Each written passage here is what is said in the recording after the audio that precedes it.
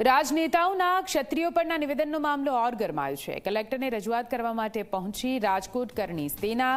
રાજકારણમાં વંશજોને નીચા બતાવવાનો પ્રયાસ થયાનો કરણી સેનાએ આરોપ લગાવ્યો છે। ક્ષત્રિય સમાજને રાજકારણમાં ટાર્ગેટ કરાતા રોષ।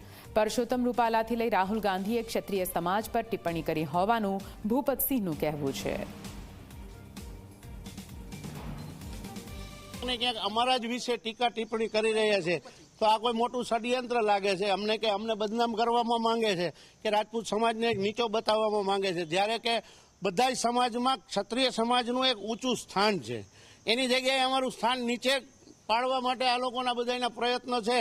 એટલે જે રાહુલ ગાંધીએ કીધું છે એનો પણ હું વિરોધ કરું છું। અન્ય કોઈએ કીધું હોય કોઈ અમારા રાજા રજવાડા વિશે તો એનો પણ અમે ક્ષત્રિય તરીકે એક વિરોધ કરીએ છીએ। એવું નથી કે વ્યક્તિગત એકનો કરીએ છીએ, પણ રાહુલ ગાંધીએ જે કીધું કે રાજા રજવાડાઓ બધા તાકાતથી ઝૂંટવી લેતા અને ઉપાડીને લઈ જતા, જમીન કોઈ ઉપાડીને લઈ જવા જેવી વસ્તુ નથી, એ ઉપાડીને ઝૂંટવીને લઈ જતા, એટલે આવું જે કીધું છે એના વિશે અત્યારે અમે કલેક્ટર સાહેબને એક આક્ષેપ પત્ર આપવામાં આવ્યા છીએ। પરસોત્તમ રૂપાલા સાહેબે ફોર્મ પાછું નથી ખેંચ્યું ત્યારે એક તો એમના વિશે આંદોલન હાલે છે, ત્યારે હવે રાહુલ ગાંધીએ કર્યું તો અમારે જાવું ક્યાં?